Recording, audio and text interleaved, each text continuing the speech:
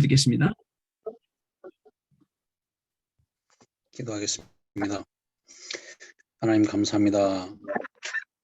운명속에 빠졌던 우리를 예수 그리스도를 보내시사 구원하여 주시고 평생토록 24시 성령 충만 속에서 하나님 나라 누리며 살 수 있도록 우리를 인도하심에 감사를 드립니다.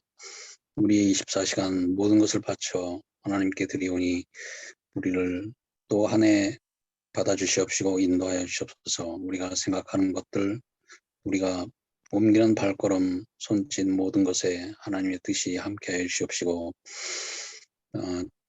70인 제자 함께 양성하고 누리며 팀 사역으로 모든 지역과 직장과 산업에 복음을 전할 수 있는 우리가 될 수 있도록 인도하여 주시옵소서.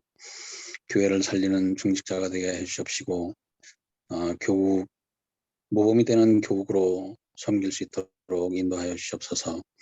교회가 다시 복음으로 회복되며 모든 성도가 살아나는 시간들이 될 수 있도록 인도하여 주시옵소서. 오늘도 말씀 들고 서신 목사님께 오래오래 성령 충만케 하여 주시옵시고 말씀 들을 때 우리 모두가 하나님 나라 임하는 축복이 있게 하여 주시옵소서. 모든 것을 감사드리며 우리 주 예수 그리스도의 이름으로 기도하였습니다. 아멘.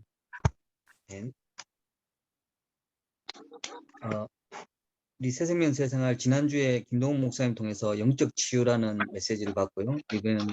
오늘은 그것에 이어서 마음의 치유라는 제목을 가지고 말씀을 나누도록 하겠습니다. 지난주에 말씀을 나누었듯이요. 영적 치유는 우리의 근본적인 치유일 뿐만 아니라 아시다시피 세상은 이것에 대한 원인도 배경도 모르고 해결책도 모르고 있습니다.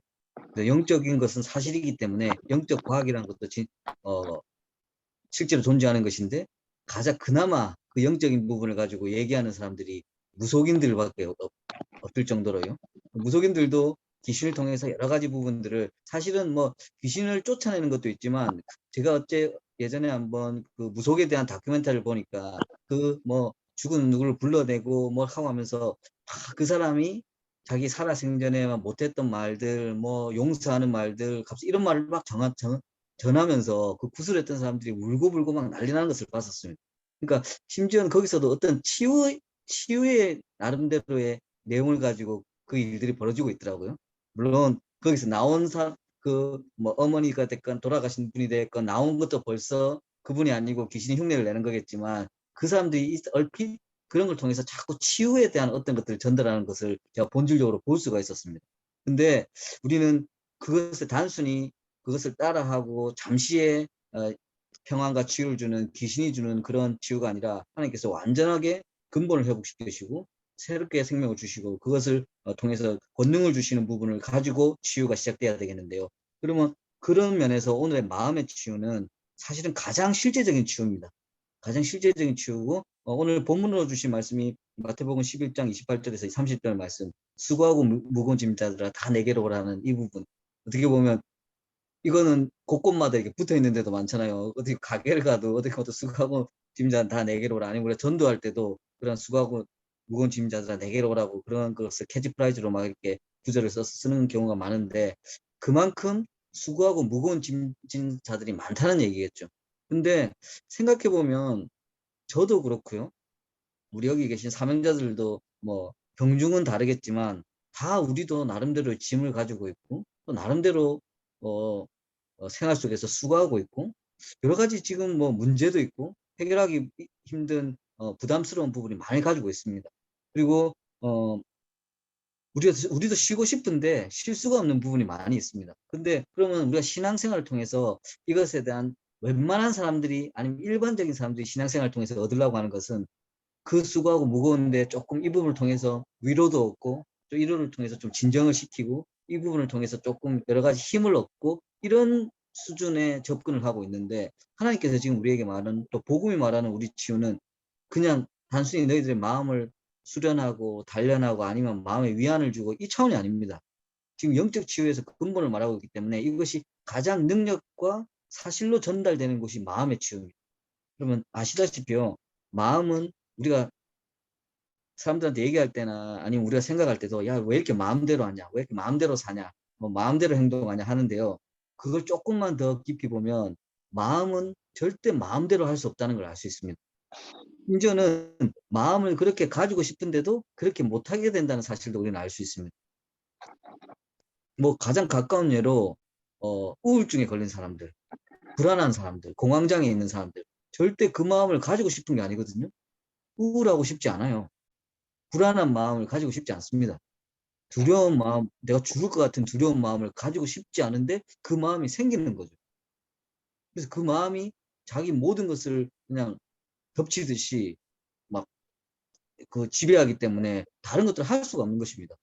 우리도 많은 것들을 우리 마음대로 하고 생각한다고 있지만 사실은 우리 마음대로 하고 있는 게 아닙니다.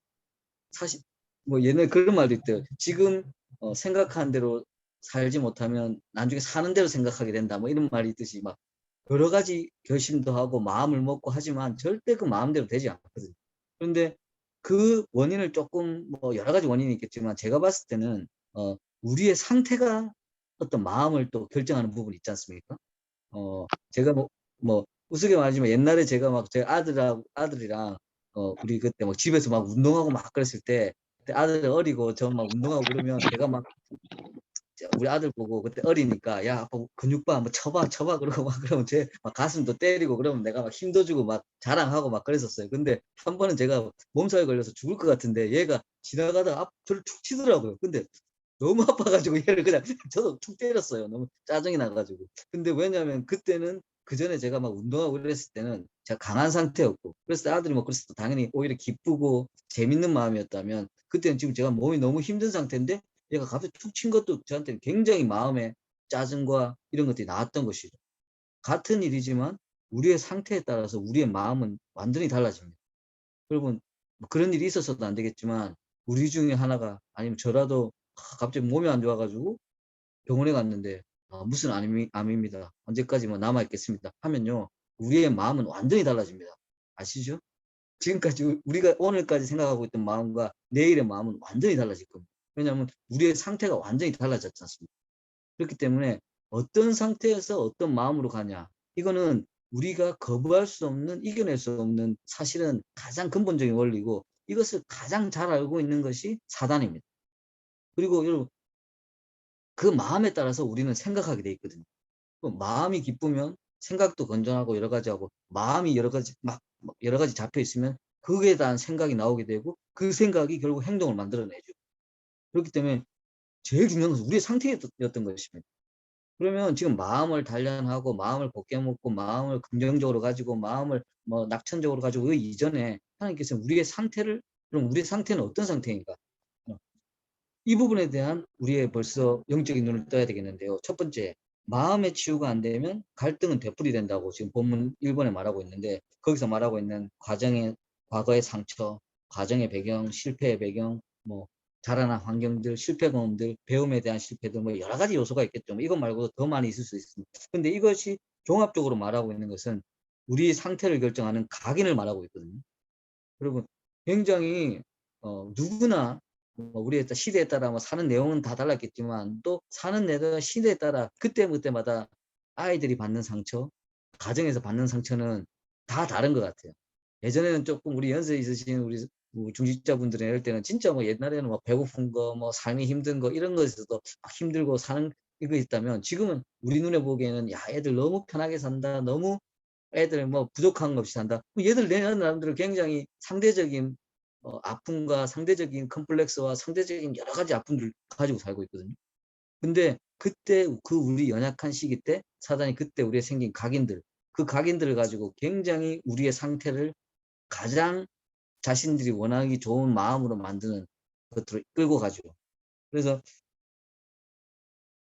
뭐 아시다시피 막 어마어마한 연쇄살인범이라든지 막 흉악한 범죄를 저지르는 사람들 이 사람들 보면 그 뭐 자라온 환경이라든지 어린 시절에 굉장히 여러 가지 불우하면서도 굉장히 여러 가지 사건들을 가지고 있죠. 그런데 제가 뭐 그렇게 힘든 가정에 있는 사람들이 다 이렇게 된단 말이 아니라 그렇게 특히 어린 시절에 저는 좀 제가 볼 때는 공통적인 것 중에 하나 뭐였냐면 꼭 그럴 때 보면 불우한 가정과 뭐 부모님 학대도 있지만 성적인 요소도 꼭 들어가더라고요. 성적인 뭐에 뭘 학대를 당하고 뭐 당하고 이런 부분도 굉장히 많았었습니다. 굉장히 연쇄살인범을 할 때는. 근데 그게 뭐 그런 것을 당해서 그렇게 됐다가 아니라 굉장히 자기의 정체성을 완전히 흔드는 여러 가지 사건들이 각인이 된 거죠. 그럼 지금은 너무나 사건 사고가 많은데 저는 사건 사고를 나면서 저기 사건을 저지른 사람도 너무 뭐 잘못했다고 생각하지만 영적으로 봤을 때는 그 사람들도 다 피해자긴 한데 그분들도 그렇지만 그 어떤 피해를 입은 그 주변의 부모, 가족, 형제 모든 사람들이 받을 상처를 생각해 보십시오. 이 각인의 상처가 주는 각인의 전파는 어마어마하게 빨리 갑니다. 뭐 한 명을 했을 때 두 명이 가는 거 아니라 한 명이 제대로 된 이 과거의 큰 상처들, 큰 사건들 이런 것들을 만나게 되면 누가 우리 가족 중에 누구 하나라도 진짜 묻지마 살인이라도 당했다고 생각할게요. 그러면 그 주변에 어마어마한 사람들이 어마어마한 상처를 받게 되는 것이죠. 근데 그 상처들을 단순히 그럼 우리가 상처를 줄이기 위해서 노력해야 되겠다는 것이 아니라 사단은 이 상처를 가지고 우리의 각인을 정확하게 만들어내죠. 그리고 그 각인 때문에 점점 더 다른 곳에 뿌리내리도록 이끌어 나갑니다. 그리고 우리의 마음의 문제와 마음의 아픔과 또 우리가 알지 못하는 영적 문제들, 우리는 그걸 영적 문제, 말도 안 되는 짓을 하거나 말도 안 되는 행동을 하거나 분명히 정상적인 사람인데 이상한 짓을 했을 때는 쉽게는 영적 문제라고 말할 수 있는데요. 그 영적 문제가 이 각인의 상태를 가지고 마음을 움직여서 그런 짓을 하게 만드는 거거든요. 자꾸 이분의 자꾸 예를 들어서 제가 이분밖에 지금 이런 예가 제일 잘 맞아서 제가 이분을 자꾸 예를 드는데 옛날 제주도 지검장 중에 뭐 김수창 씨인가 뭐 있었어요. 그분 있었는데 제주도에서 이제 저기 지정직으로는 제주도에서 제일 높은 사람이래요, 지검장이. 근데 그분이 서울대 출신의 굉장히 평판도 좋았고 심지어는 행실도 너무 좋았고 선후배들 관계에서도 굉장히 저기 존경받는 사람이었습니다. 근데 이분이 뭘 하다 걸렸냐면 제주도에서 돌아다니면서 여고생들 따라다니면서 자위행위 하다가 걸렸어요. 기억나실 거예요, 아마 이 뉴스가. 그래서 그 김수창이라는 뭐 김수창인지 이름이 그렇게 생각합니다. 김수창 제주지검장이 이상한 음란의 행위를 하다가 특히 여고생들이 신고를 받아가지고 잡혀가지고 그분이 이제 완전히 이제 뭐 당연히 뭐 잘리고 해임되고 했는데 저는 그걸 보면서 저렇게 똑똑하고 저렇게 실력 있고 저렇게 인품도 좋았던 사람들이 지금 저는 모든 사람들이 도라이라고 말하고 있을 때 저는 바로 이것부터 생각났습니다. 저 사람의 무엇에 어마어마한 각인이 저 많은 것을 가지고도 저 사람이 저렇게 행동하게 만들까. 이게 바로 영적 문제가 다른 것이 아니라 이것이 바로 영적 문제거든요. 단단히 붙잡고 그것을 움직여서 사람들이 이해할 수 없는 일. 물론 저는 지금 극단적인 살인자 아니면 극단적인 성공한 사람이 너무 변태스러운 행동을 하는 것 이것을 예로 들었을 뿐인데 솔직히 말하면 저와 여러분들도 이런 게 다 있습니다. 우리의 마음을 잡고 있는 여러 가지 요소가 다 있습니다. 그리고 우리가 어릴 때 받았던 또 지워지지 않는 상처들은 아무리 나이가 들어도 아무리 여러 가지가 있어도 여전히 우리한테 작용하고 있습니다. 그것이 우리가 만약에 이 복음을 잡지 않았다면 여전히 우리의 마음을 움직이는 그리고 여전히 우리가 뭐 정신이 힘해질 때나 힘들 때나 뭐 술에 취했을 때나 여러 가지 때 그 마음을 이끌어가는 분명한 요소로 작용하고 있을 겁니다. 그래서 이 갈등은 되풀이 될 수밖에 없는 것이죠. 왜냐하면 과거의 상태가 바뀌지 않았으니까요. 과거의 상태가 바뀌지 않았는데 어떻게 지금 잠시 임시적으로 괜찮은들 그것에 주는 영향을 바꿀 수가 있겠습니까? 그것을 사단은 가장 잘 알고 있고 사단은 가장 그것을 잘 이용하고 있고 그것을 바탕으로 사단은 우리에게 줄 수 있는 뭐 어떤 것도 줄 수 있습니다. 재물도 줄 수 있고 여러 가지 다 줄 수 있지만 결국 이거 하나로 망가뜨릴 수도 있습니다. 이게 바로 영적 문제의 가장 근본적인 문제고 우리의 마음을 우리의 마음대로 잡지 못하는 분명한 이유가 있습니다. 그런데 두 번째로는 이것을 이용하면 큰 문이 된다고 하는데 이용한다는 수준까지도 우리는 못하겠고 제 생각에는 이것을 어떻게 이용해야 되냐 사실은 넘어서야 되는데요. 이걸 넘어서야 되는데 우리의 마음으로 이것도 넘어서는 게 아닙니다. 우리의 다짐과 노력으로 넘어서는 게 아닙니다. 마음의 상처를 저는 성경의 인물 중에 여러분들도 잘 아시다시피 상처의 대명사라고 보면 저는 요셉이라고 보거든요. 여러분 만약에 아까 과거의 상처, 가정의 배경, 실패의 배경, 환경, 특별한 실패 경험 이거를 다 적응해 보십시오. 요셉한테 정확하게 들어가죠. 어릴 때 어머니 잃었지, 형제들이 죽도록 미워하지, 왕따, 그 말하자면 왕따잖아요. 왕따고 뭐 동생은 있었지만 그 외에 동생이 뭐 힘이 됐겠습니까? 왕따 당했죠. 어릴 때 형들이 미워하는 걸 떠나서 죽이려고 했죠. 살인했습니다. 노예로 갔죠. 노예가 가가지고 또 집 떠나가지고 생각했죠. 열심히 좀 살라고 그러는데 이상한 또 여자가 유혹했다가 억울하게 들어가지고 감옥에 갇혀가지고 지금으로 말하면 무기징역을 받았죠. 내 배경, 내 환경, 그냥 하나님 얘기하기 전에 그냥 뭐 하나님 믿고 있어도 우리 원망하지 않겠습니까? 우리 수준이면 우리 어마어마한 상처를 갖고 있는데, 그런데 그 요셉이 여러 가지 그것을 모든 것에 이 언약을 붙잡고 있다가 총리가 됐을 때, 저는요, 만약에 요셉이 복음이 없었다면 이 총리가 되는 순간부터 이 마음의 상처는 다 나왔을 거라고 생각합니다.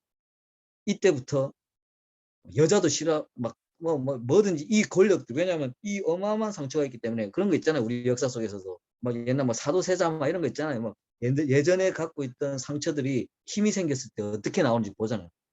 어떻게 보면 요셉은 어마어마한 상처를 갖고 있는 사람이기 때문에 이 어마어마한 권력을 가지고 있었을 때 어마어마하게 그것에 도취되거나 그것에 완전히 그것을 가지고 더 여러 가지 상처를 풀려는 여러 가지 행동을 했겠지만, 보통 일반적인 세상 사람들이 그렇게 하면서 더 큰 재앙 속으로 들어가죠. 그렇죠. 그거 역사가 말하고 있는 거지 않습니까? 그런데 요셉은 지금 뭐라고 있습니까? 형들이 자기가 한 짓들 때문에 벌벌 떨고 있을 때 걱정하지 말라고 했죠. 내가 다 이겨냈고 잘 살았다라는 말도 안 했습니다. 형들 이제 나 괜찮으니까 걱정하지 마라, 이 말도 안 했습니다. 걱정하지 마라 그러면서 하나님이 이미 나를 여기 당신들이 그렇게 한 것이 아니라 하나님이 나를 여기서 보낸 것이라고 지금 말하고 있거든요. 이거는 넘어서 있는 상태죠. 지금 아까 우리가 말한 과거의 상처, 가의 배경, 이거를 우리의 마음으로, 생각으로 넘어서 있는 게 아니라 언약으로 넘어서 있는 상태입니다. 그렇지 않습니까? 저도요, 가정에 여러 가지 상처도 있고 지금도 상처도 받을 수도 있고 저는 죽고 있을 수도 있고 그렇습니다. 근데 제가 그냥 붙잡고 이 부분에 대한 닭과 어떻게 하면 넘어서려고 하는 것은 그냥 언약입니다. 이 언약, 그리고 너희한테 주신 언약, 그리고 이 언약의 여정, 그 안에는 실수도 있고 상처도 있고 연약함이 있겠지만 이 언약의 여정이 있는 것이 나중에 그 형들 앞에서도 괜찮아, 내가 이것을 여기까지 인도하신 거는 당신들이 한 짓이 아니라 하나님의. 저는 내가 이 과정에서 어떻게 하면 이 과정에서 이거 물론 뭐 좋은 과정이고 기도 우리 뭐 복음의 가문이고 좋은 점이 있겠지만 또 여러분이 알지 못한 여러 가지도 있을 수도 있잖아요. 근데 그 모든 좋고 나쁨을 떠나서 이것이 언약의 여정 속에 갔다고 말할 수 있는 순간 이 각인들이 뿌려지는 거죠.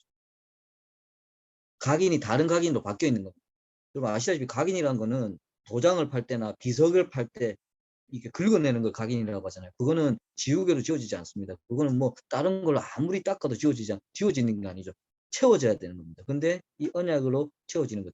그런데 우리도 이 언약으로 채워졌을 때만 이것이 바뀌는데, 이걸 가지고 세상 사람들 봤을 때는 뭘로 채워지겠습니까? 뭘로 바꿔지겠습니까? 뭘로 이걸 닦아지겠습니까? 이 눈을 봤을 때는 당연히 현장과 세상과 그 사람에 대한 다른 생각을 우리가 가지게 될 수 있는 것입니다.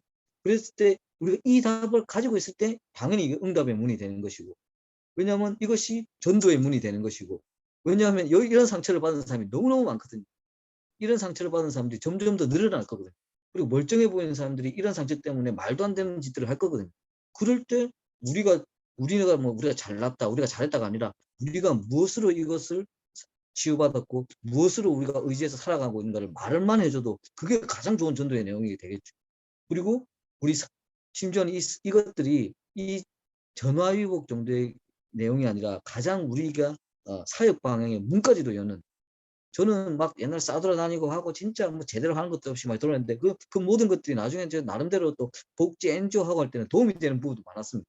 지금도 뭐 부족한 부분이 많지만 그 모든 것들이 지금 연약한 것까지도 저는 하나님께서 이 언약의 여정 가운데 저에게 치유의 내용으로 주실 부분이라고 생각하면서 힘을 얻고 있습니다. 지금 모습은 저도 여러 가지 마음이 약해지는 부분, 마음이 불안해지는 부분, 마음이 좀 좌절되는 부분도 많을 수도 있는데요. 근데 이 부분을 회복했을 때 이 마음이 힘을 얻는 것을 느낄 수가 있습니다. 우리가 먼저 이 부분에 대한 답을 가지고 이 원인과 이 요셉이 가졌던 이 내용을 가지고 세상을 보면 굉장히 판단도 달라지고 분석도 달라지고 답이 달라지겠죠. 이거를 전달하는 것이 가장 좋은 전도인 것이고, 이 눈으로 보는 사람을 세우는 것이 가장 제자가 되는 것이고, 이 부분을 가지고 우리가 우리의 인생을 걸어나가는 것이 가장 우리 전문성과 사역 방향의 문과 내용이 되는 것입니다. 그렇다면 이걸 깨닫지 못했을 때, 이미 또 세상 사람들이 깨닫지 못하니까 사탄의 어떤 통로가 되냐? 베드로전서 5장 7절 8절에서 염려 그냥 근신하고 깨어라 아니면 대적 마귀가 우는 사자와 같이 두루 삼킬 자를 찾는다고 찾고 돌아다닌다고. 사자가 우는 사자도 그냥 사자가 돌아다니는 것이 아니라 가장 우리 사냥할 때도 보면 가장 약하고 방심하고 있을 때 물잖아요. 그게 지금 우리 각인되어 있는 부분. 이 부분 가지고 이걸 마음으로 주니까 술도 마셔야 되고 이걸 마음으로 주니까 있으면 막 뽐을 내야 되고 이게 마음으로 주니까 도박을 해야 되고 이걸 마음으로 주니까 뭐 좋은 쪽으로 갑시다. 이걸 마으니까 일만 해야 되고 이걸 마음으로 주니까 전 권력도 가져야 되고 이런 여러 가지 속으로 그냥 밀어붙이는 것이죠. 좋든 나쁘든 좋은 일이든 건설적이든 뭐 중독에 빠진 일이든 뭐 건설적이든 상관없습니다. 그냥 이 부분을 잡고 그냥 움직이는 것입니다. 그랬을 때 베드로 빌립보서 4장 6절 7절에 보면 모든 염려를 하나님께 맡고 그 기도했을 때는 모든 지각에 뛰어나신 하나님의 평강이 가장 좋은 기도의 응답이 뭐였죠? 모든 지각에 뛰어나신 하나님의 평강이 너희 마음과 생각을 지키시라고 하는 것입니다. 아까도 말씀드렸죠. 우리 마음은 우리 마음대로 하는 것이 아닙니다. 그 마음이 마음대로 안 되기 때문에 생각은 그냥 그 마음 때문에 나오는 것입니다. 그런데 이 기도의 가장 큰 응답은 우리의 마음과 생각을 지키신다고 말씀하고 있습니다. 그랬을 때 에베소서 4장 20에서 27절에는 옛사람을 벗어버리고 새 사람을 입으라고 하고 있습니다. 그러면 뭐 더 이상 내 옛날이 어쨌는데 그 정도 했고 이제 괜찮고 뭐 이런 말을 하는 것이 아니라 아예 새 사람을 입으라는 거죠. 이것은 그렇게 되면 요셉과 같이 아예 다른 각인이 그냥 다른 거잖아요. 그런 것처럼 그런 우리는 지금 축복을 누려야 되겠고 고린도후서 4장 4절에서 5절 말씀은 믿지 않는 자들의 마음을 혼미케 하고 광채가 비치지만 여호와의 그리스도의 영광이 광채가 비치지 못하게 할 때 우리는 참된 것을 붙잡고 참된 것을 전파하는 축복을 누려야 되겠습니다. 그리고 다섯 번째 데살로니가 후서 2장 10절에서 11절에 보면 모든 미혹의 역사를 통해서 그들에게 거짓을 보내고 거짓을 믿게 하고 완전히 잘못된 것을 붙잡게 만드는 것입니다. 그랬을 때 우리는 이미 우리도 만약에 이 축복을 놓치면 이런 상태에 있을 수밖에 없고요. 여전히 염려하고 근데 지금 주신 본문 중에 공통적으로 하는 말씀이 있어요. 염려입니다. 염려. 이 공통적인 단어를 보니까 염려하고 있는 저를 발견했거든요. 그리고 사실적으로 그냥 염려하는 게 아니라 염려할 일이 있어요. 지금 염려할 일이 있고 염려할 수밖에 없는 여러 가지 상태입니다. 근데 여기서 그 부분에 대한 집중보다는 그 일과 사건에 대한 집중보다는 그것을 통해서 사단을 붙잡게 하는 것보다는 하나님께서 이미 주시고 완전한 것을 먼저 붙잡는 우리의 집중이 필요하겠죠. 그것이 바로 네 번째 감사와 전신갑주가 되겠습니다. 그래서 감사와 전신갑주에 감사를 깨달아야 된다고 했는데 감사할 게 있을 때 감사하잖아요. 우리가 누가 뭐 용돈이라도 받고 뭐라도 생기고 뭐 했을 때는 또 일이 막 터져야 감사하는 건데 지금 우리가 염려하는 상태는 감사할 수 없는 상태죠. 근데 억지로 감사하는 것이 아니라 진짜 하나님께서 주신 축복이 무언가를 먼저 생각했을 때 이 감사가 나오는 것이고요.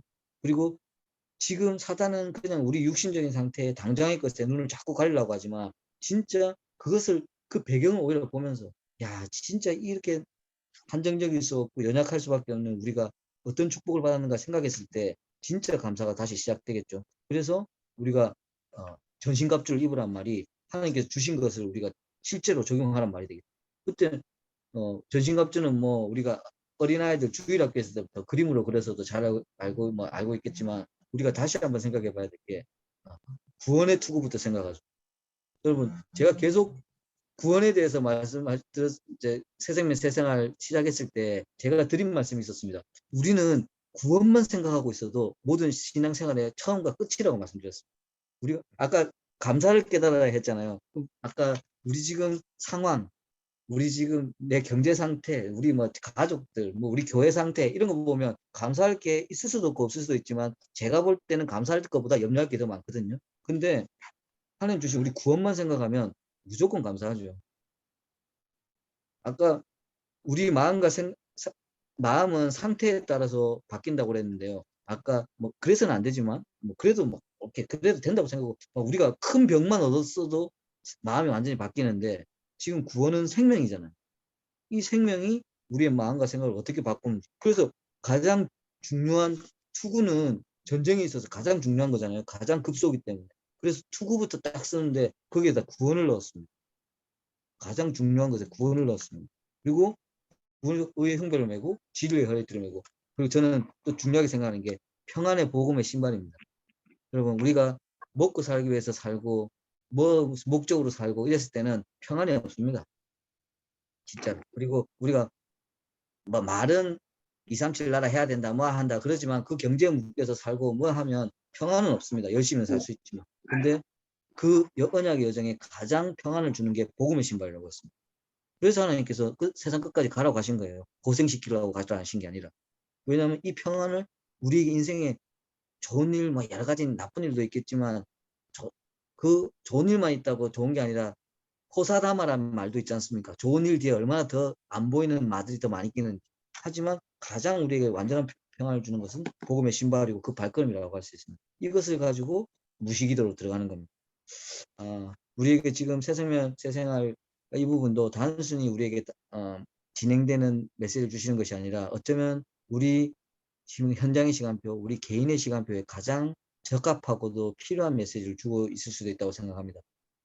우리의 마음이 치유받아야 할 때고, 우리의 마음이 가장 어떤 위로와 어떤 힘내는 것과 노력으로 바뀌는 것이 아니라 하나님 주신 새 사람으로, 그리고 언약의 여정으로 요셉이 딱 당당하게 말할 수 있던, 너무 멋진 말인데 지어낸 말이 아니거든요. 너무 멋진 말인데 노력한 말이 아니고 그냥 나온 말이었습니다. 그렇기 때문에 모든 각인이 이미 사라져 있었습니다. 그 고백이 우리에게 시작돼야 되겠고요. 세상 이 눈으로 우리 가족과 우리 현장의 사람들과 우리 주변의 사람들을 보면 얼마나 많은 사람들이 아직도 이 부분에 잡혀서 마음의 상처를 가지고, 또 그 마음의 상처 때문에, 또 마음의 여러 가지 틀어진 부분 때문에 이상한 행동들을 하는지 잘 볼 수 있습니다. 그걸 탓하지 마시고 우리가 어떻게 그것이 진짜 마음의 치유를 얻을지, 우리가 먼저 마음 치유의 증인이 되고, 또 세상 사람들은 그것 때문에 싸돌아다니고 모든 짓을 다 하는 거지 않습니까? 그 부분에 진짜 평안과 답을 줄 수 있는 증인이 되어야 되겠습니다. 이번 한 주도 정말 우리가 마음 치유의 증인으로, 영적 치유가 지난주에 시작됐으면 그것에 대한 가장 실제적인 치유가 마음 치유입니다. 우리가 지금 이 마음의 치유를 더욱더 받아야 되는 시간표고, 필요한 시간표가 있습니다. 저와 여러분들이 가장 증인이 되어서, 또 우리 43교 귀한 중직자들이 각자 계신 현장 중에서 가장 치유의 증인으로 서는 축복을 누리기를 축원드리겠습니다. 하나님, 우리 귀한 43교구 중직자들과 함께, 또 사명자들과 함께 하나님께서 주신 완전한 언약의 축복과 응답을 다시 한번 확인하게 하시니 감사를 드립니다. 우리의 마음은 연약하고, 우리의 마음은 흔들리기 쉽고, 우리의 마음은 정말 흑암에 의해서, 정말 우리의 뿌리 박힌 각인에 의해서 날마다 정말 제약 속으로, 저주와 재앙 속으로 빠질 수밖에 없는 상태이지만, 하나님께서 주신 완전한 축복으로, 완전한 응답으로 이 부분에 치유를 받고, 정말 이 증거를 가지고 내 자신과 내 현장과 정말 이 세상을 살리는 일에 증인될 수 있도록 우리 인도하여 주시옵소서. 정말 세상 사람들이 마음의 방향을 잡지도 못하고 마음의 평안을 누리지 못하고 정말 다른 것을 붙잡고 쫓아가고 있을 때, 우리도 그 행렬에 있는 것이 아니라 우리에게 주신 완전한 언약의 여정 속에서 그 언약이 주시는 완전한 평안과 또 세상이 줄 수 없는 기쁨과 감사 속에서 정말 우리의 치유의 내용을 가지고 이 사람들을 살려내고, 정말 현장을 살려낼 뿐만 아니라 이것이 정말 전도운동의 흐름의 내용이 될 수 있도록 우리에게 날마다 새로운 증거를 더하여 주시옵소서. 이 일에 우리 43교구 귀한 사명자들이 가장 증인되게 하시고, 이 치유의 증거가 내 자신과 내 가정 속에서 먼저 적용되게 하시고, 정말 이 내용 가지고 세상에 죽어가는 많은 사람들에게 왜 그리스도가 빛이고 생명이고 진리인지를 보여줄 수 있는 증인될 수 있도록 인도하여 주시옵소서. 이 모든 말씀 살아계신 예수 그리스도 이름으로 기도드렸습니다. 아멘. 기도해 주셨습니다. 아버지 하나님, 주님 은혜를 진심으로 감사를 드립니다. 오늘도 언약의 여정을 허락하신 하나님께서 우리를 붙잡아 주심을 감사드립니다. 기도를 알게 하시고 기도의 비밀을 깨닫게 하시는 하나님, 오늘도 기도의 자리에 우리를 불러 모아 주심을 감사드립니다. 늘 우리는 과거의 상처에 뿌리 내려 때로는 복음보다 문제 나의 상처가 앞서고 있습니다. 우리 늘 실패를 발판으로 삼게 하시고 무거운 짐 다 우리 주님께 맡기는 삶이 되게 하옵소서. 아버지 하나님이여, 우리 교회에 많은 아픈 자, 병든 자가 있습니다. 그 가족들의 애타는 마음을 주님 그 기도를 응답하여 주시옵소서. 하나님이 가정 시간표 속에 그들을 치유시키시고 하나님의 뜻대로 하여 주시옵소서. 아버지 하나님 237 나라 치유 있습니까? 5천 종족을 품고 나의 삶에서 전도의 문이 열리게 하옵소서. 늘 우리 중심으로 살아갑니다. 정말 하나님의 중심의 삶이 무엇인지 늘 우리 삶을 돌아보고 깨닫게 허락하여 주시옵소서. 하나님 그것을 나의 것으로 만드는 정말 인생 편집이 무엇인지 지혜와 능력을 허락하여 주시옵소서. 새로운 아버지 코로나 바이러스가 또 우리 삶을 붙잡고 있습니다. 믿음의 삶과 교회의 삶, 또 친교의 삶, 예배의 삶 모든 것이 지금 회복되는 과정에서 또 우리를 붙잡고 있사오니 아버지 하나님 이 흑암 세력을 결박시켜 주시옵소서. 이 사시험교 근거진 곳에서 하나님의 뜻을 감당할 수 있는 중직자들을 붙잡아 주시옵소서. 16명의 장로님들, 14명의 안수 집사님들, 또 27명의 구역 근찰님, 그리고 교구의 청년들, 많은 또 우리 교구 식구들을 원내서되어서 믿음의 동력자로서 늘 교구와 교회를 위해서 기도하게 허락하여 주시옵소서. 오늘도 말씀과 기도를 통해 선봉장 되신 두 분 교구 목사님을 늘 성령으로 충만케 허락하시어 모든 사역을 감당할 수 있는 능력과 오력으로 충만케 허락하여 주시옵소서. 감사드리며 사랑이 많으신 예수 그리스도 이름으로 기도드리옵나이다. 아멘. 자, 감사합니다. 마쳤습니다.